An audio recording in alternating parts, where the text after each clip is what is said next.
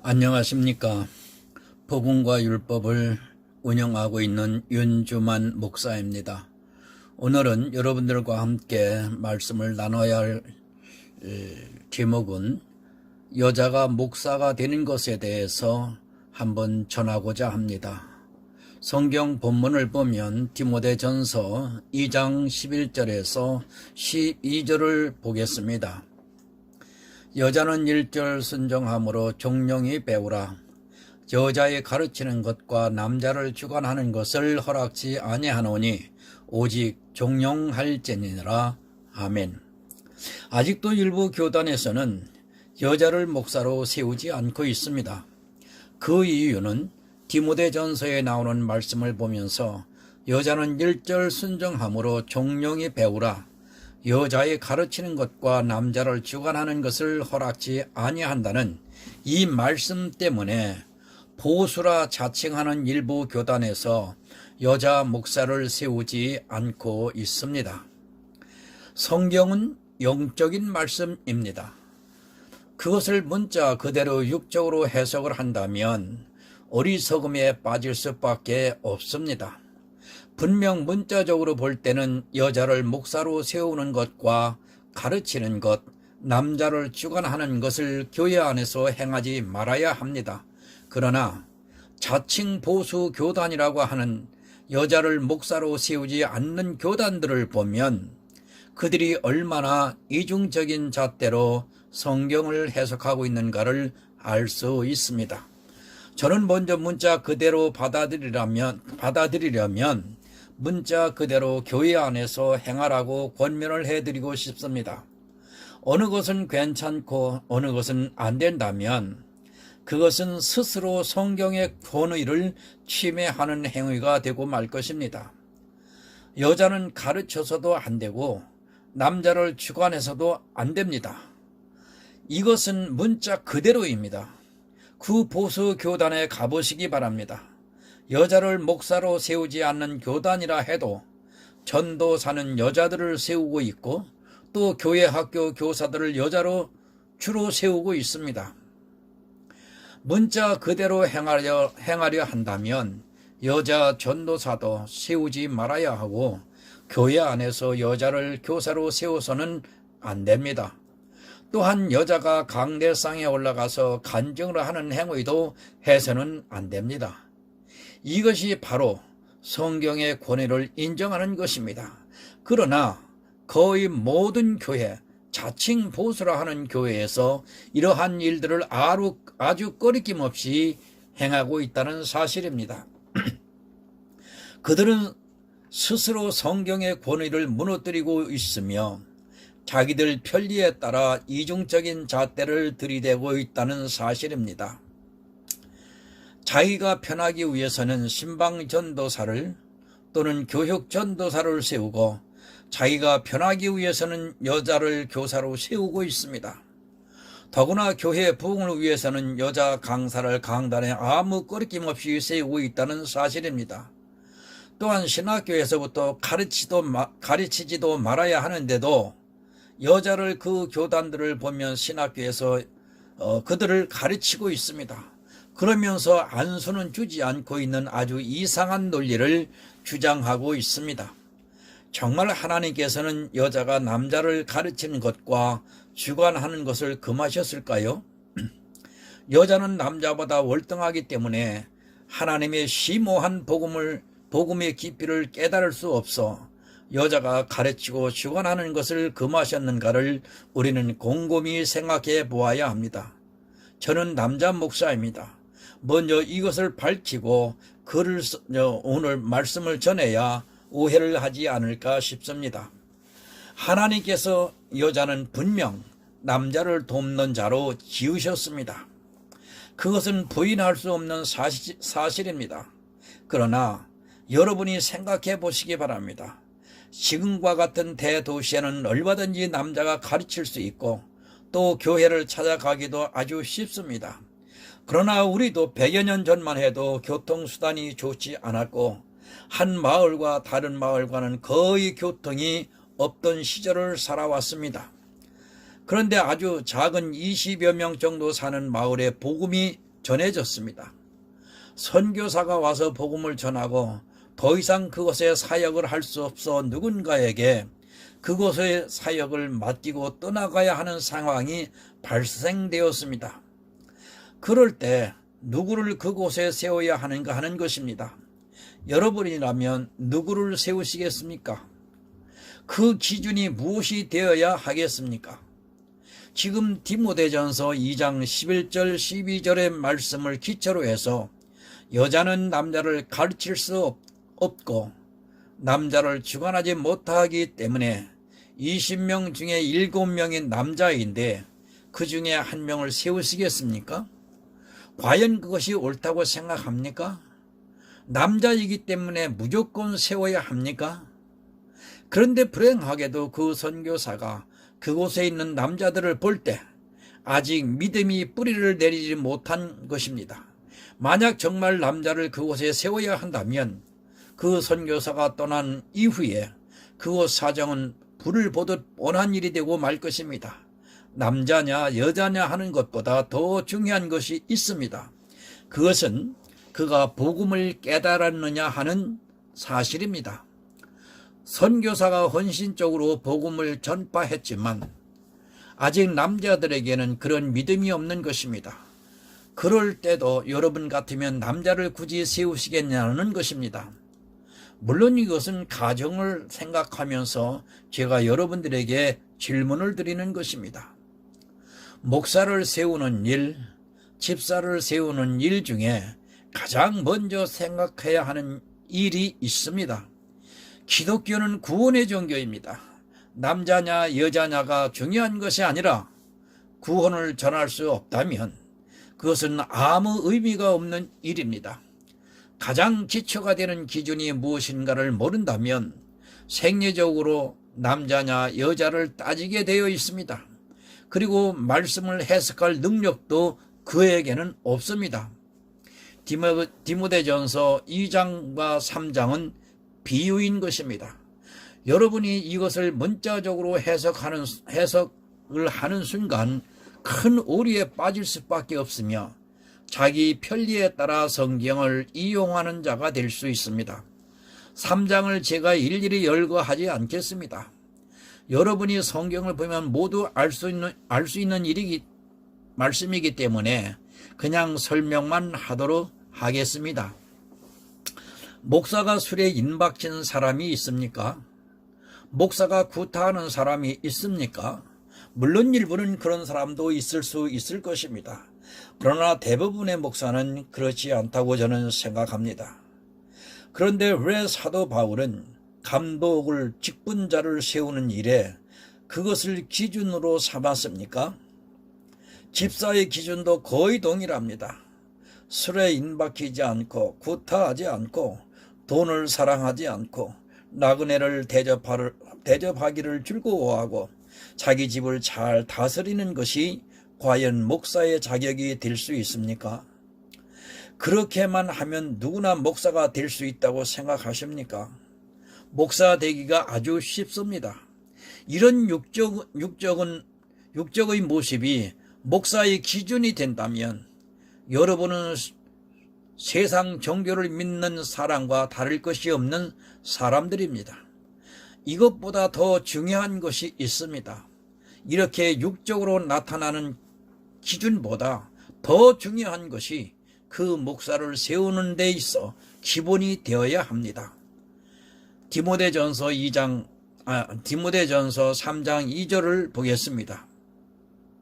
그러므로 감독은 책망할 것이 없으며 한 아내의 남편이 되며 절제하며 근신하며 아담하며 나그네 대접하며 가르치기를 잘하며. 아멘.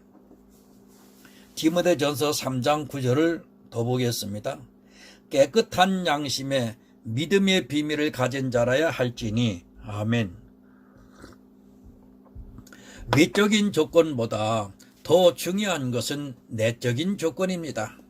그것은 목사는 책망할 것이 없어야 하며 또한 집사도 마찬가지이며 믿음의 비밀을 가진 자라야 하는 것입니다.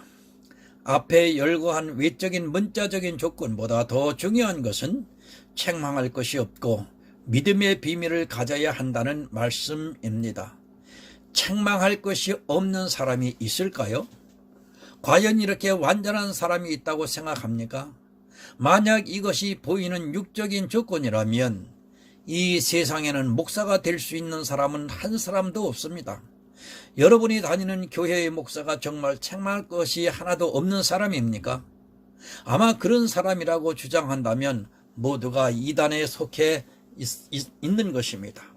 목사의 조건과 집사의 조건은 모두가 영적인 말씀인 것입니다. 그런데 그것을 육적으로 또는 문자적으로 해석을 하고 있으며 스스로 오류에 빠져 들어가는 것을 볼 수 있습니다. 책망할 것이 있는 목사를 세워놓고서도 하나님 앞에서 뻔뻔하게 목사의 직무를 수행하고 있습니다. 그리고 그 목사를 따르고 있습니다. 이 말씀은 육적인 말씀이 아닙니다. 책망할 것이 없는 목사는 당연히 믿음의 비밀을 가진 자이며 이것은 육적인 것이 아니라 영적으로 책망할 것이 없어야 한다는 말씀입니다. 요한복음 16장 8절을 보겠습니다. 그가 와서 죄에 대하여 의에 대하여 심판에 대하여 세상을 책망하시리라. 아멘.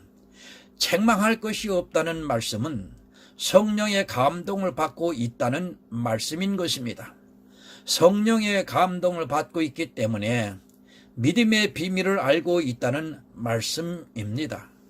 가장 기초가 되는 이 기준을 모르고 그저 문자적으로 남자이니까, 술에 임박히지 않았으니까, 구타하지 않으니까, 나그네를 대접하기를 즐거워하니까 목사로 세운다면 그는 하나님과는 아무런 상관이 없는 목사입니다. 여기서는 여자를 목사로 세워도 되는가 하는 문제로 말씀드리기 때문에 술에 임박히지 아니하고 구타하지 아니하고 나그네를 대접하기를 즐거워하고 가정을 잘 다스리고 하는 그런 영적인 문제는 다루지 않겠습니다. 본질을 잊어버리지 마시기 바랍니다.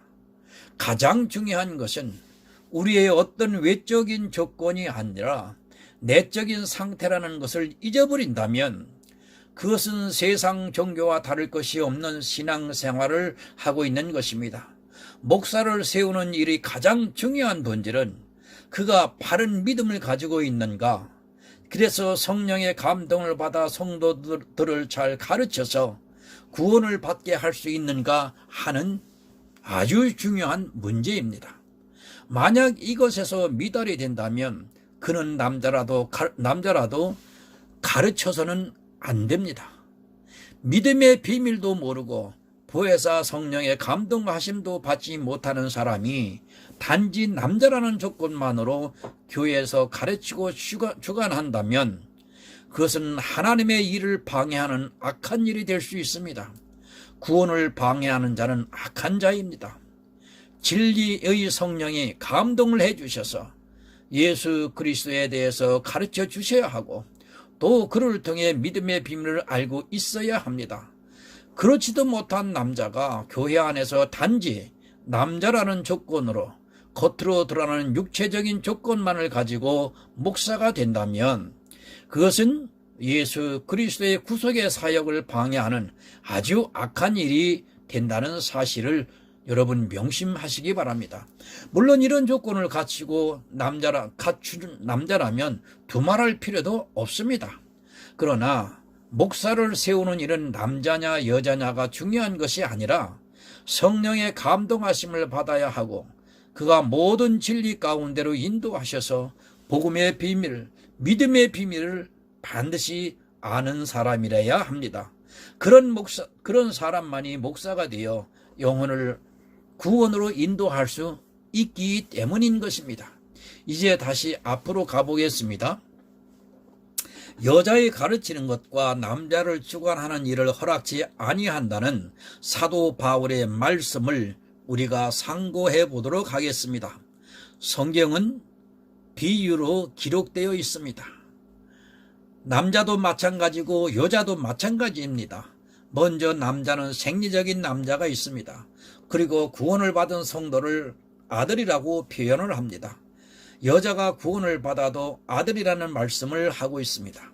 왜 아들이라고 하느냐면 천국에서는 시집도 장가도 가지 않는 곳이기 때문에 하나님의 아들들이라고 성경에서 말씀을 하고 있습니다. 여자는 먼저 생리적인 여자가 있습니다. 그리고 예수님의 신부로서 구원을 받은 성도를 여자라고 말씀하고 있습니다. 또 교회를 여자라 말씀하고 있으며 맨 나중에 교회 안에 들어왔지만 아직 구원을 받지 못한 사람을 여자라고 말씀을 하고 있습니다. 이런 성경의 비유를 모르고 성경을 해석하다가는 하나님의 뜻을 저버릴 수 있습니다. 고린도전서 11장 4절을 보겠습니다. 무릇 남자로서 머리에 무엇을 쓰고 기도나 예언을 하는 자는 그 머리를 욕되게 하는 것이요. 아멘. 고린도전서의 말씀은 지금 구원받은 성도를 말씀하고 있습니다. 이 남자는 생리적인 남자라기보다는 구원을 받은 성도를 남자라고 말씀을 하고 있으며 머리에 무엇을 쓴다는 것은 고린도후서 3장에서 모세의 글을 읽을 때 수건이 오히려 그 마음을 덮었다고 말씀을 하고 있습니다. 구원을 받은 성도가 아직도 그 머리에 율법을 쓰고 있다면 그것은 구원을 욕되게 하는 것이라는 말씀인 것입니다. 구원받은 자가 아직도 율법 아래에 있다면 그것은 구원을 욕되게 하는 것이라는 말씀입니다. 만약 이것을 문자 그대로 해석을 한다면 남자는 모자를 써서는 안 된다는 말이 됩니다. 이런 말씀들을 문자적으로 해석을 하다 보니까 더 이상 성령의 감동을 받을 수 없게 됩니다. 이 남자는 구원을 받은 성도요. 구원을 받은 성도가 율법 아래에 있다면 구원이 욕된다는 말씀인 것입니다. 성경 한 구절을 더 보겠습니다. 고린도전서 11장 7절을 보겠습니다. 남자는 하나님의 형상과 영광이니 그 머리에 마땅히 쓰지 않거니와 여자는 남자의 영광이니라. 아멘. 구원받은 성도는 하나님의 형상과 영광이라고 말씀을 하고 있습니다. 그렇게 구원받은 성도는 더 이상 율법 아래에 있지 않는 것이 마땅하다는 말씀인 것입니다. 고린도전서 11장의 남자와 여자가 왜 영적인 의미인가를 바로 깨달아야 합니다. 이 남자는 생리적인 남자와 여자를 말씀하는 것이 아닙니다. 당연히 구원받은 성도는 하나님의 형상과 영광이라는 것에는 더 이상 이의를 제기하지 않을 것입니다. 문제는 그 다음의 말씀입니다. 여자는 남자의 영광이니라 라고 말씀을 하고 있습니다. 무슨 말씀이냐면 교회 안에서 구원을 받은 성도를 통해서 구원받지 못한 자에게 복음이 전파되고 그 복음을 받아들여 구원을 얻게 되면 그 사람에게 영광이라는 말씀인 것입니다. 이 남자와 여자는 교회 안에 있는 구원받은 자와 구원받지 못한 자를 사도 바울은 남자와 여자로 말씀을 하고 당연히 구원받은 남자는 하나님의 형상과 영광이라고 말씀을 하고 있습니다. 구원받은 자를, 즉 남자를 통해 교회 안에 아직 구원받지 못한 자, 즉 여자가 구원을 받게 되면 구원을 먼저 받은 자에게 영광이라는 말씀인 것입니다. 누가 누구를 가르쳐야 하겠습니까? 구원을 받은 자는 다른 사람에게 구원을 전달할 수 있습니다. 그러나 구원을 받지 못한 자는 다른 사람에게 구원을 전달할 수 없다는 것을 여러분이 바로 깨달아야 합니다. 왜 여자는 남자의 영광이 되는가를 이제 여러분이 이해를 조금 하실 수 있을 것이라 생각이 됩니다. 아직 영생을 얻지 못한 자가 남자를, 즉 구원받은 자를 통해서 영생을 얻었다면 그것보다 더 큰 영광이 어디 있겠습니까? 생명은 생명이 있는 자만이 전달할 수 있습니다. 생명이 없는 것은 아무리 귀한 것이라 해도 자기와 똑같은 생명을 탄생시킬 수밖에 없습니다. 다이아몬드가 아무리 귀하다 해도 똑같은 다이아몬드를 만들어낼 수 없습니다. 그러나 하찮은 들것이라도 생명의 씨가 있으면 내년에는 자기보다 더 많은 숫자의 생명을 탄생시킬 수 있는 것입니다. 바로 남자는 생명을 가진 자이기 때문에 그를 통해 여자, 즉 아직 구원받지 못한 자가 구원을 받게 되면 남자에게 영광이 돌아간다는 말씀인 것입니다.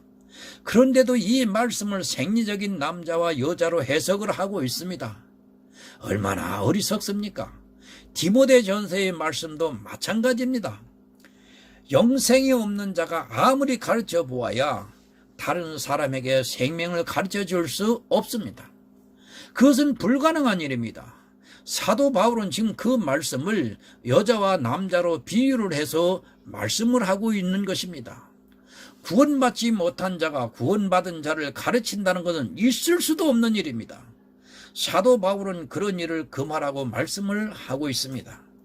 믿음은 마음에 있는 것입니다. 더구나 성령을 받지 못한 사람은 그 사람이 믿음이 있는지 없는지를 분별하기가 쉽지 않습니다. 만약 교회 안에서 믿음이 없는 자가 가르친다면 그 교회는 모두 멸망의 길로 접어들고 말 것입니다. 성경은 대단히 심오합니다. 그것은 사람의 지혜로는 깨달을 수가 없습니다.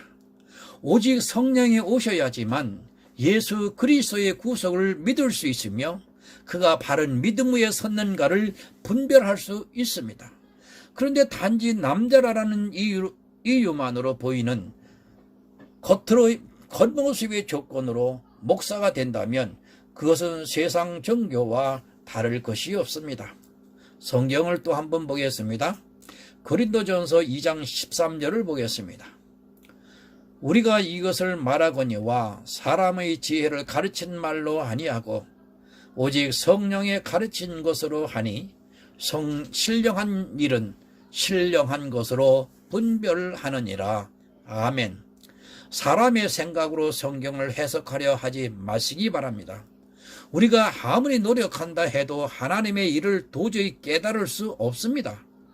사람의 생각이 아닌 신령한 일은 신령한 것으로 분별할 수 있습니다. 성경에서 남자라고 한다고 무조건 생리적인 남자로 생각한다면 그것은 사람의 지혜로 가르치는 일이 되는 것입니다. 신령한 것은 세상 것과 다릅니다. 이 세상 모든 종교를 보시기 바랍니다. 천주교도 그렇고 불교도 그렇고 이슬람도 그렇고 모두 생리적인 남자와 여자를 차별하고 있습니다. 그것은 세상의 지혜입니다. 그들에게는 구원이 없기 때문에 구원보다는 세상적으로 우월한 남자가 권위를 주장하고 있습니다. 이것이 모든 세상 종교입니다.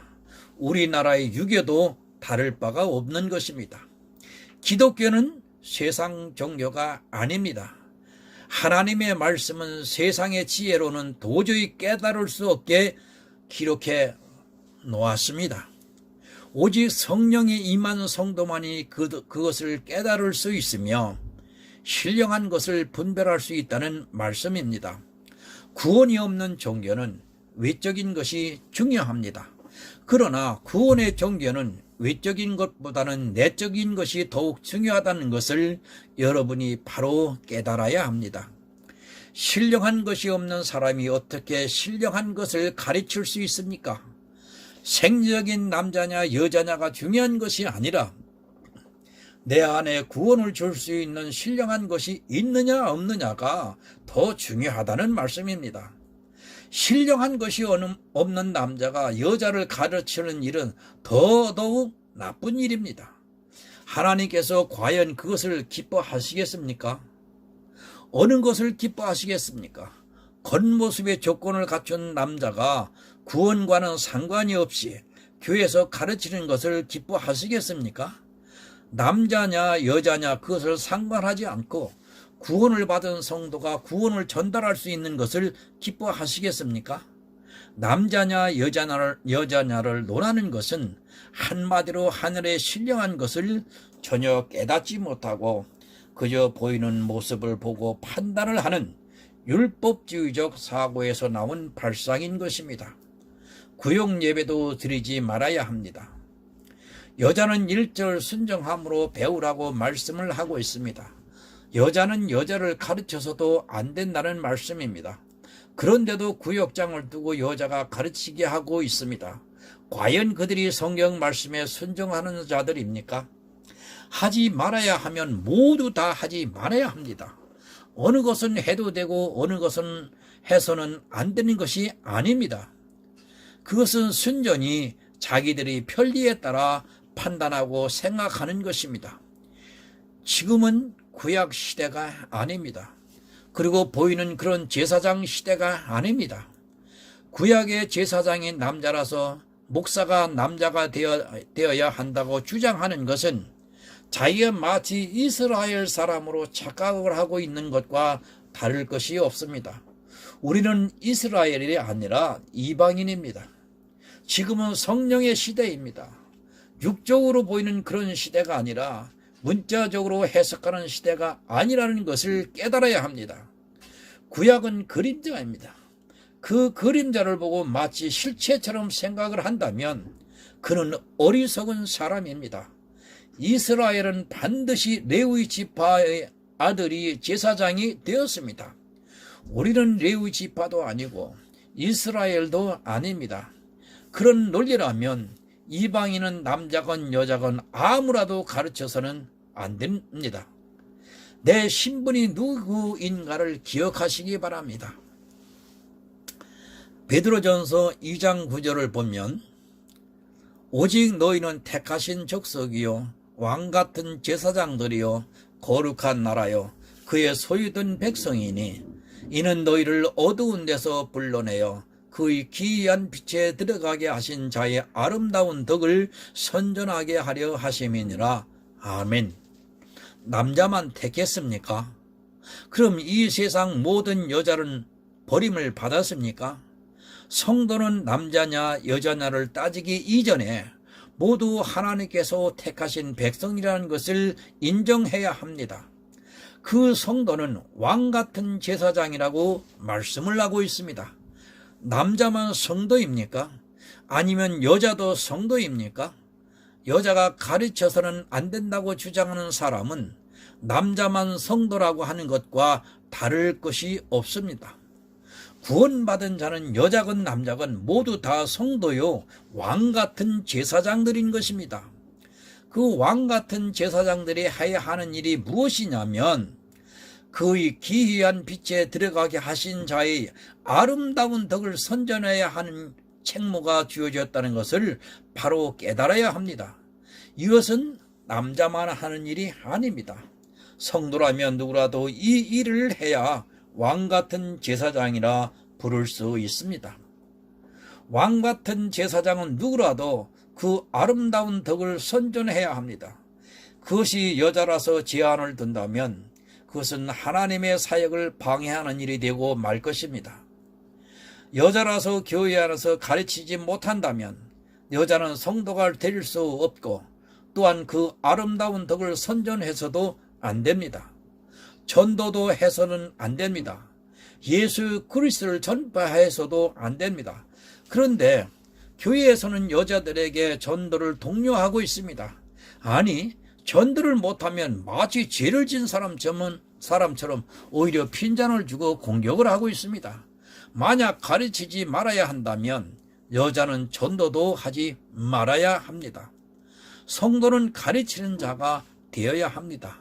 모두가 제자가 되어서 예수 그리스도의 아름다운 덕을 선전해야 합니다.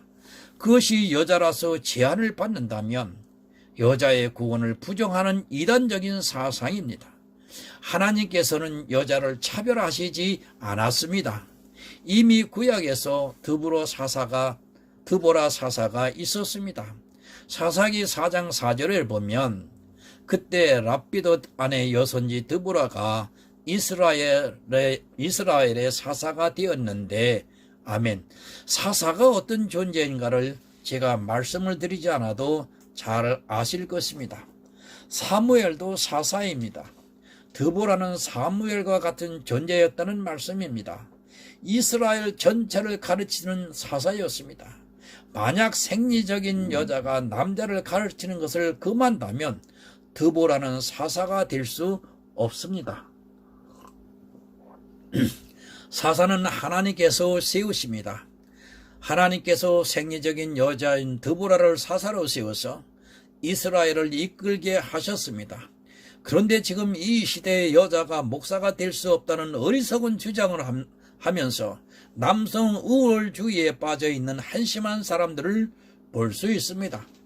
그 또한 율법주의에서 나온 것임을 여러분들은 바로 깨달아야 합니다. 하나를 가르치면 둘을 알아야 합니다. 지혜로운 성도는 하나를 가르치면 둘을 압니다. 그러나 미련한 자는 하나를 가르치면 그 하나에 집착을 합니다.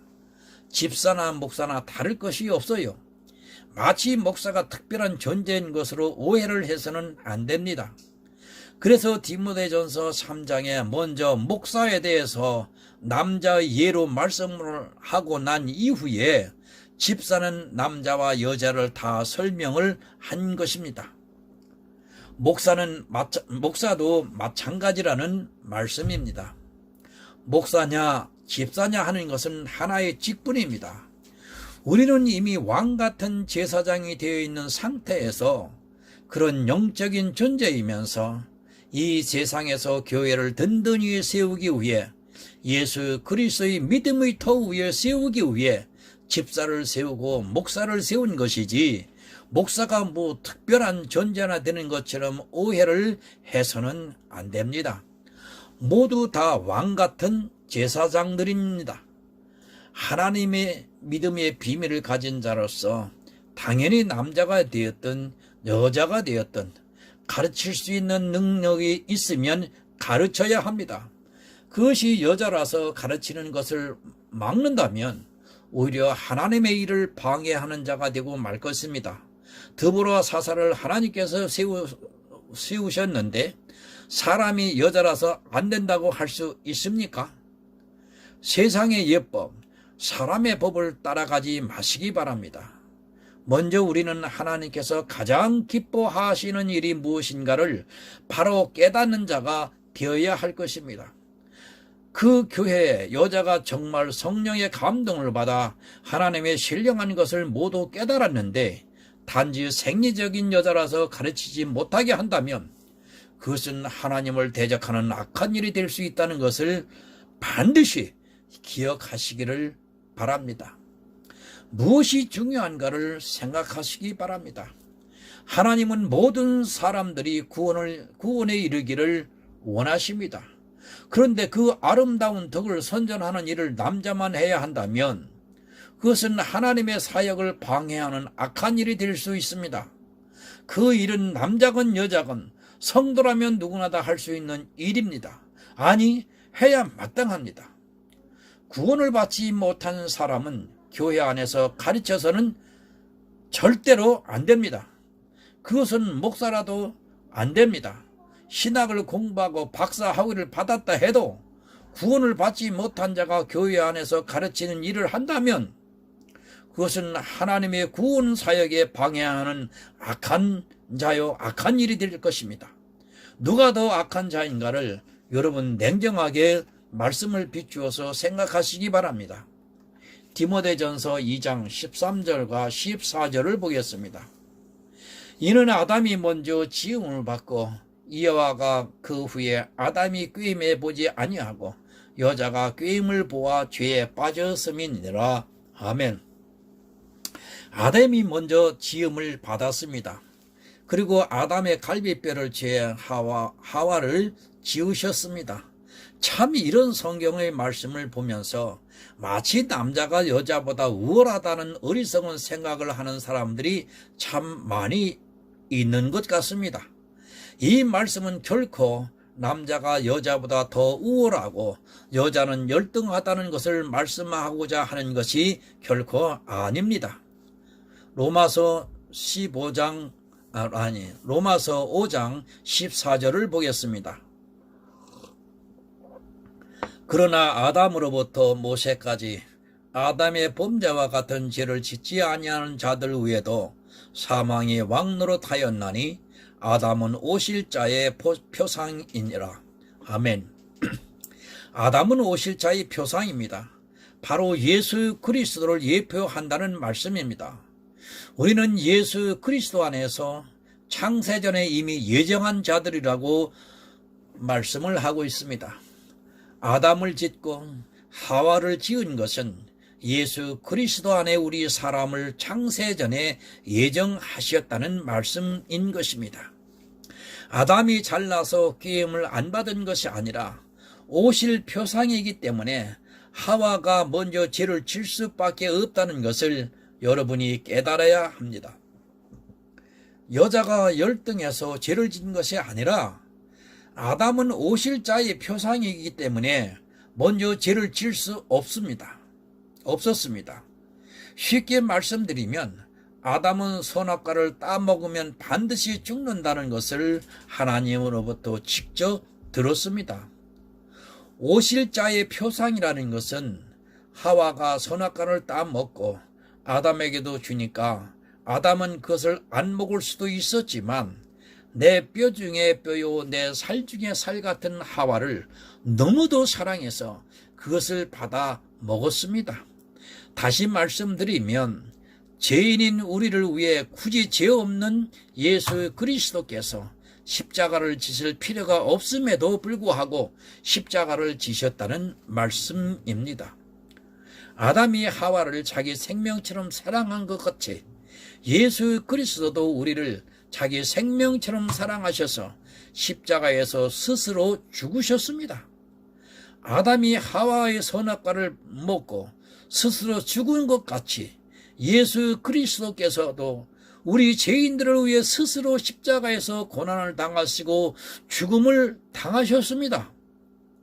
아담은 오실 자의 표상이지 아담이 하와보다 더 월등해서 죄를 안 진 것이 아니라는 것을 이 시간 여러분들이 반드시 깨달아야 합니다. 우리 인생 모두는 예수 그리스도에 대해서 여자입니다. 아담에게 하와라는 말씀입니다. 내가 생리적인 남자라고 해서 마치 자기가 예수 그리스도 안에서 아담이라고 주장한다면 그는 예수 그리스도의 구속의 은혜를 거절하는 사람입니다. 우리 인생 모두는 남자나 여자나 모두 다 하와라는 것을 깨달아야 합니다. 그들이 예수 그리스도를 믿고 구원을 얻으면 하나님의 아들이 된다고 말씀을 하고 있습니다. 우리 성도는 예수 그리스도의 신부이면서 복음에 있어서는 세상 사람들에게 있어서는 아직 복음을 깨닫지 못한 교회 안에 있는 사람들에게 있어서는 남자라는 말씀입니다.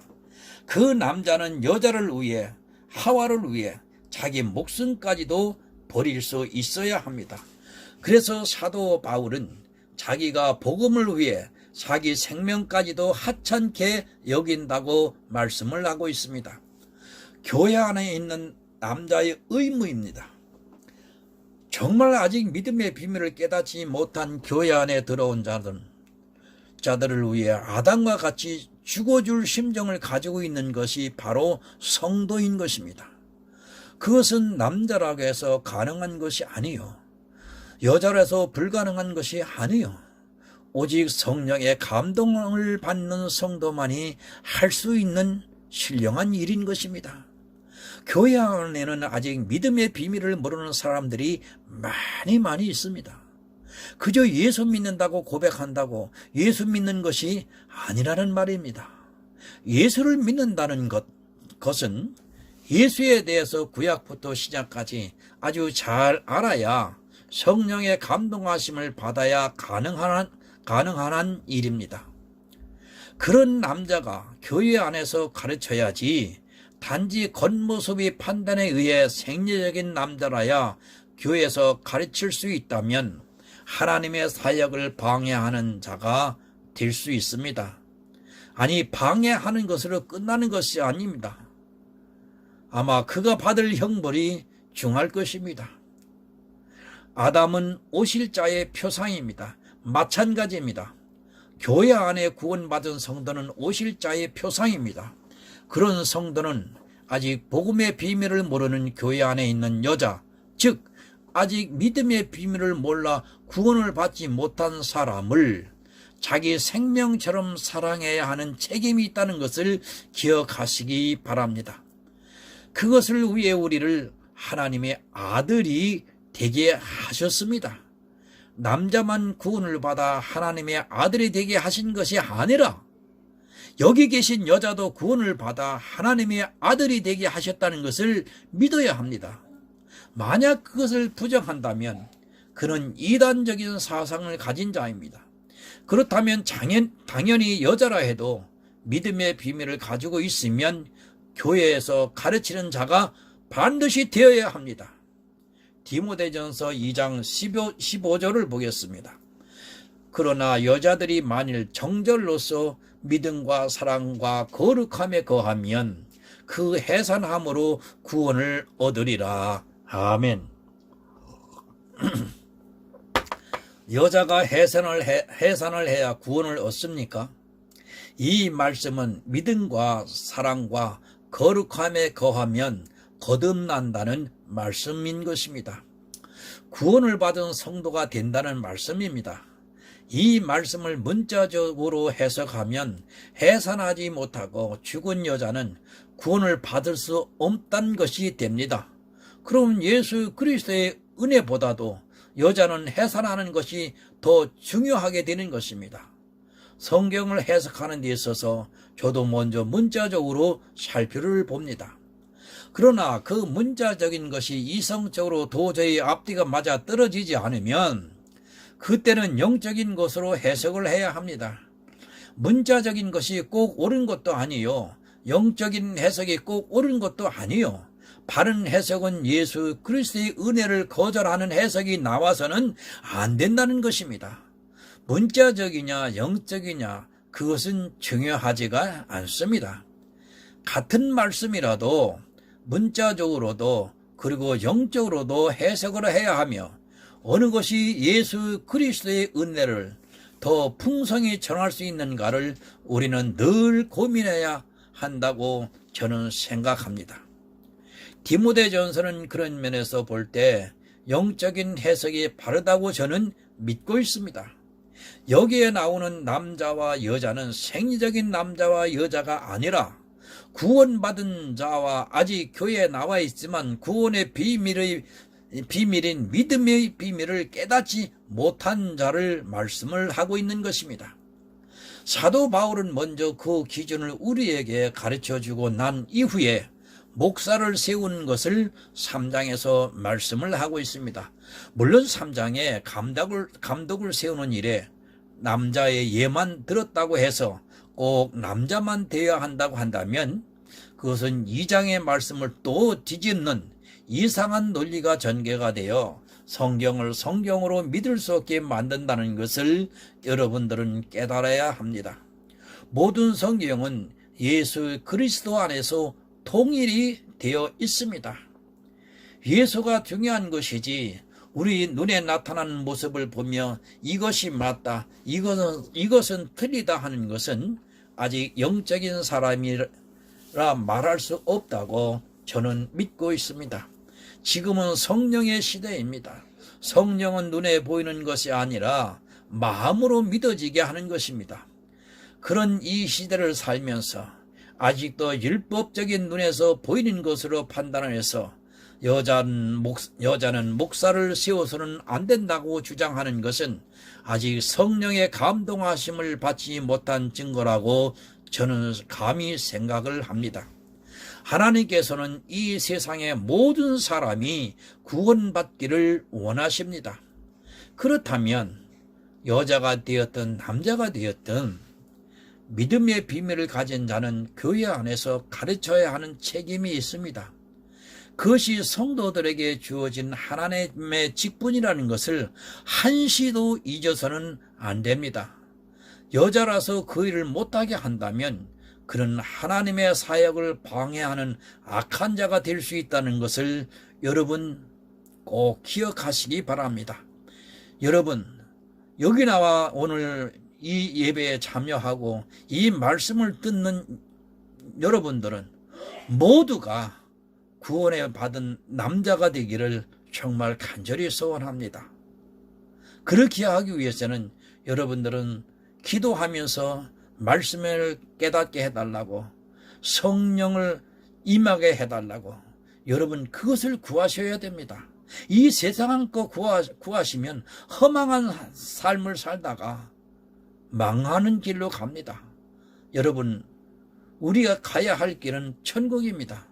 천국의 비밀을 가르쳐 줄 수 있는 분은 이 세상에 사람으로서는 아무도 없습니다. 오직 성령께서만이 하실 수 있습니다. 그 성령을 구하시기를 바랍니다. 구하는 자에게는 반드시 성령이 임해서 천국의 비밀을 깨닫게 하실 것입니다. 그로 인하여 축복받고 행복한 삶을 누리시기를 주의 이름으로 권면합니다. 기도하겠습니다.